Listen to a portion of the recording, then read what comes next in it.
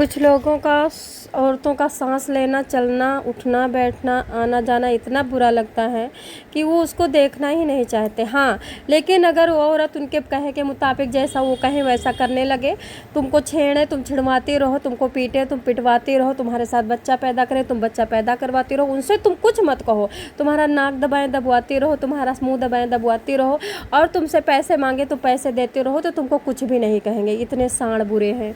इन साँड़ों के ऊपर देखो, जिस देश में, भारत देश में प्रधानमंत्री को गाली देने वाले के साथ सारा देश खड़ा है और ये कोई कहने वाले को तैयार नहीं है कि गाली देना पाप है। मैं तुमसे पूछती हूँ, जब तुम्हारी बहू गाली देती है तो तुम अलग क्यों कर देती हो उसको, उसकी बुराइयाँ क्यों करती हो? तुम्हारा बेटा जब गाली देता है तो उसकी बुराइयाँ टेसुआ पी पू क्यों करती हो भैया? जब प्रधानमंत्री को कोई गाली दे देता और पूरा देश, भारत देश खड़ा है, तो आप क्या भारत को हिंदू राष्ट्र बना लोगे?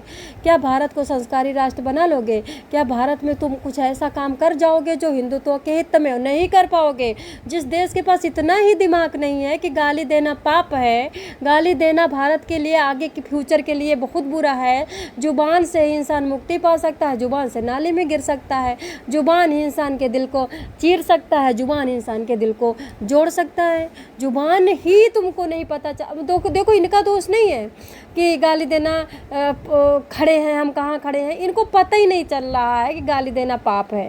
ये जो कह रहे हैं ना कि गाली दिया तो क्या हो गया, गाली देने दिया तो प्रधानमंत्री माफ़ी, मतलब गाली भी खाया प्रधानमंत्री ने माफ़ी भी मांगा, उसके बाद भी इनको प्रधानमंत्री काटने को दौड़ रहा है और गाली देने वाली इनके लिए पारसमणि शुभ दिखाई दे रही है। ये भारत की बुद्धि है। अब कहोगे क्या, आप क्या कहोगे? अंग्रेजों राज अंग्रेज आके क्यों नहीं करेंगे? क्यों नहीं करेंगे? जब अंग्रेज़ों को पता चलेगा कि अरे गाली देने वाले के साथ 99% लोग खड़े हैं और प्रधानमंत्री माफ़ी मांग रहा है, उसको धाड़ धाड़ गाली दे रहे हैं, चलो चलो चलो चलो इनके राज करो छाती पे चढ़ करके। भाई कहेगा कि नहीं कहेगा? ऐसे ही एक मामला आया है, आपको इस मामले के बारे में पता चलेगा तो शॉक्ड हो जाओगे। अब बताओ, हम किसके लिए मरते हैं? दुनिया के लिए, देश के लिए। हम किसके लिए मरते हैं? इंसानों के लिए। लेकिन इंसान हमें क्या देते हैं? अगर हमारे कोई 27 बार गर्दन पे, पीठ पे, आंतों पे भोंक रहा हो धारदार हथियार, तो दुनिया तुम्हें बचाने नहीं आएगी। एक बात बताओ, एक बंदा यहाँ पे मार खा रहा है, उसके छाती पे चढ़ कर के 27 बार एक बंदा चक्कू मार रहा है, उसके बाद वहाँ पे खड़े हुए कम से कम चारों तरफ से स्टाफ जो कि वेल अप टू डेट है, मास्टर है, टीचर है, वकील है, वो देख रहे हैं, तो तुम दुनिया के लिए काम करना चाहोगी? अपने लिए जियो। तुम्हें कोई जब खाने दौड़ेगा ना तो ये दुनिया बचाने नहीं आएगी। भाई तुम जा कर के उसका हाथ पकड़ लेते, पीछे से 4-5 लोग, 5 लोगों को एक एक धारदार चाकू मिल जाता, लेकिन 5 लोगों को 5 जगह मिलता, लेकिन वो लड़की तो जिंदा हो जाती। लेकिन नहीं, कलेजा नहीं है। वैसे तो कहेंगे ये मारूंगा, वो मारूंगा, हाथी मारूंगा, दांत उखाड़ूंगा, घंटा मारोगे तुम।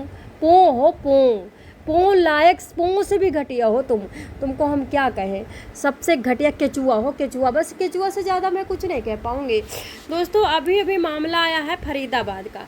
फरीदाबाद में स्कूल में घुसता है नकाबपोश युवक, छाती, गला, चेहरा बुरी तरह से काटा, छेड़छाड़ की थी, शिकायत दिया था। 13 मिनट पहले है, 5-6 बजे वीडियो बना रही हूँ, 13 मिनट पहले की बात है। सॉरी। स्कूल में बोलता है कि मुझे फरीदाबाद स्कूल में बोलता है कि मुझे संध्या से मिलवा दो। संध्या जैसे ही मिलने आती है, अंदर जाकर के घुस जाता है और वहीं गैलरी में, गेट के बाहर अंदर, लोहे के गेट के अंदर गैलरी में लुटा वो चीख रही है, बचा लो, तड़प रही है, आंखों में उसके बेचारे के भय है और वो सोच रही है अभी स्टाफ आके बचा लेगा, घंटा बचा लेगा। स्टाफ तो खुद ही पों है। और उसके बाद उसको 27 चाकू उसके पूरे शरीर में घोंप घाँप के चला जाता है। वहीं पे वो मर जाती है। तब ये लोग जाकर के, केचुआ जितने होते हैं, केचुआ जाकर के उसको हॉस्पिटल में भर्ती कराते हैं। पुलिस आती है, पुलिस को सब बकैती कर रहे थे, कोई सीएम बन रहा था, कोई पीएम बन रहा था। बचाने के टाइम सारे के सारे केचुआ हैं, और जब पुलिस आती है तो सारे के सारे 30 मार्खा सब हाथी शेर बन गए। ऐसे मारा, ऐसे, ये सर देखो। अरे भाड़ो। दोस्तों, आपको जहांगीरपुरी का एक इलाका है जो कि दिल्ली में याद होगा, जहाँ पे साक्षी को 50 लोग आजू बाजू से खड़े हुए थे। साक्षी को एक साहिल नाम का 17 साल का लड़का चाकुओं के द्वारा उसकी आवभगत कर रहा था। 50 लोगों की हिम्मत नहीं पड़ी कि पत्थर मारते तो वो पत्थर से मात्र बच जाती लड़की। लेकिन बुद्धि नाम की चीज़ नहीं है, तभी तो भारत कितनी बार गुलाम हुआ है। अब थोड़ी दिन बाद फिर गुलाम होने वाला। 20 साल बाद भारत के हर घर में चड्ढी उतरी मिलेगी, खतना हुआ मिलेगा, हर घर में डर का माहौल रहेगा और हर घर में ना पूजा कर पाओगे, ना पाठ कर पाओगे, ना शादी कर पाओगे, ना ब्याह कर पाओगे।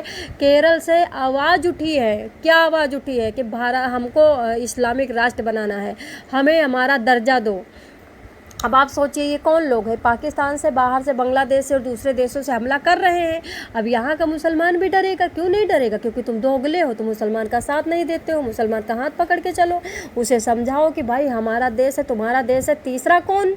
तो दोस्तों, संध्या को 27 चाकुओं के द्वारा गोद करके, और सबसे ज़्यादा ये लोग कह रहे थे कि उसके बेचारी इतनी गोरी है, मैं फ़ोटो लगा दूँगी आप देखना, इतनी गोरी है वो, उसके गोरे चेहरे पे, उसके गले पे ही ज़्यादा और उसके गले पे और उसके छाती पे बस, और कहीं नहीं मारा, कहीं नहीं मारा। और ये बंदा जो है, इसका नाम है अमित। ये बंदा बस में या जाने कहाँ रास्ते में छेड़ रहा था, तो संध्या को बुरा लगा, तो संध्या ने टोक दिया, तो अकड़ने लगा। जब अकड़ने लगा तो इसने कहा कि संध्या ने जाके पुलिस में शिकायत दर्ज करवा दी। इसको इतना बुरा लगा, इतना बुरा लगा कि मैं छेड़ रहा हूँ तुम मना कर रही हो, मैं तुमको छेड़ रहा हूँ तुम मना कर रही हो, कैसे मना कर सकती हो? तुम्हारा जीने का अधिकार नहीं है, तुम्हें मैं सांस तक नहीं लेने दूंगा, अगर तुम छिड़वा लोगी तो मैं सांस लेने दूंगा। आज के लिए इतना ही, आप लोगों का क्या कहना?